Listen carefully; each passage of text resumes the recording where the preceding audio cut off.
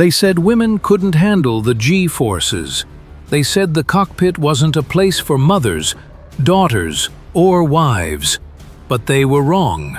Welcome to Top Secret Skies, where we explore the untold stories of aviation's boldest trailblazers. In today's episode, we're spotlighting 3 remarkable women who not only took the controls of the United States Air Force's most lethal aircraft, but also took control of history itself. Strap in, because what you're about to hear isn't just a lesson in flight. It's a story of defiance, courage, and legacy. Brigadier General Jeannie Leavitt, the first fighter pilot. Our story begins in 1993, a landmark year not just for women, but for the U.S. Air Force. Jeannie Leavitt, a determined young officer with a degree in aerospace engineering, officially became the first female fighter pilot in USAF history. At a time when regulations had just been lifted to allow women in combat roles, Jeannie walked into a squadron room filled with disbelief. They didn't want her there, and she knew it. But she had trained harder, studied longer, and flew smarter than most. Her aircraft? The F-15E Strike Eagle, a twin-engine tactical fighter built for speed, power, and precision. Jeannie didn't just fly it, she commanded it. Through over 3,000 flying hours and multiple deployments, she proved that excellence knows no gender. But Jeannie wasn't done. She went on to command a fighter wing, lead air campaigns, and ultimately became a brigadier general, a leader shaping the very policies that once tried to stop her. Her mantra? It's not about being the first. It's about ensuring you're not the last. Today, young girls can dream of becoming fighter pilots because Jeannie Leavitt dared to. Section 2. Colonel Nicole Malachowski. Thunder in the sky. If Jeannie Leavitt broke through the cockpit ceiling, Nicole Malachowski shattered it with a sonic boom. Nicole's career began like many others, with hard work, ambition, and thousands of hours of flight time.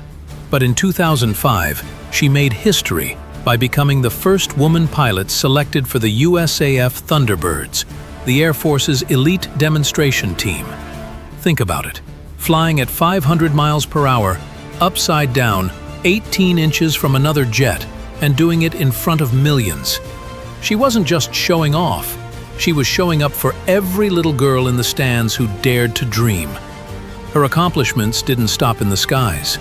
Nicole flew over 200 combat hours in Iraq and Afghanistan in the F-15E, led air squadrons, served in the Pentagon, and even became a White House Fellow.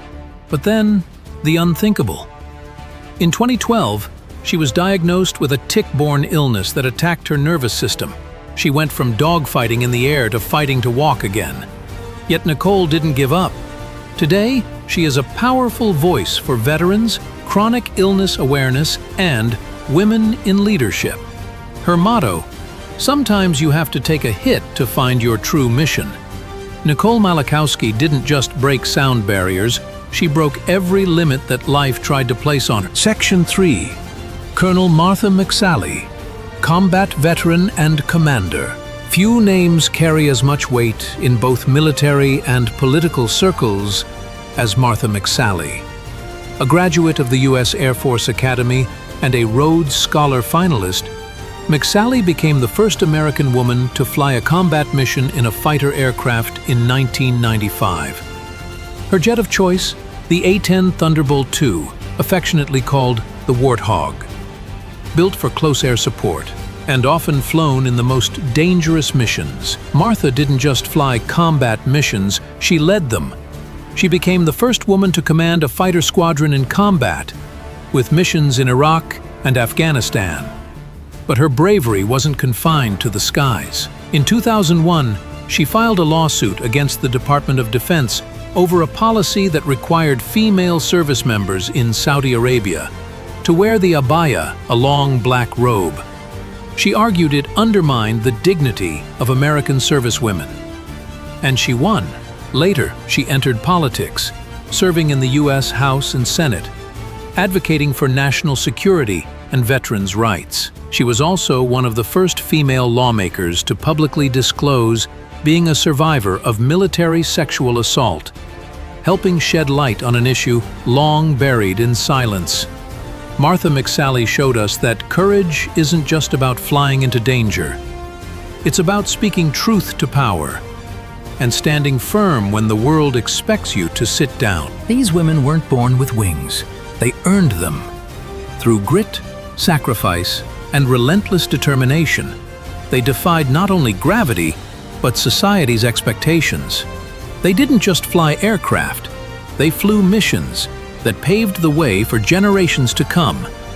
Their legacy lives on every time a girl looks at a jet soaring overhead and thinks, "That could be me."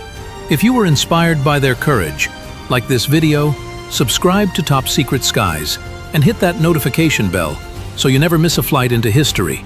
Drop a shield in the comments to honor these aviation pioneers and let us know, who should we feature next?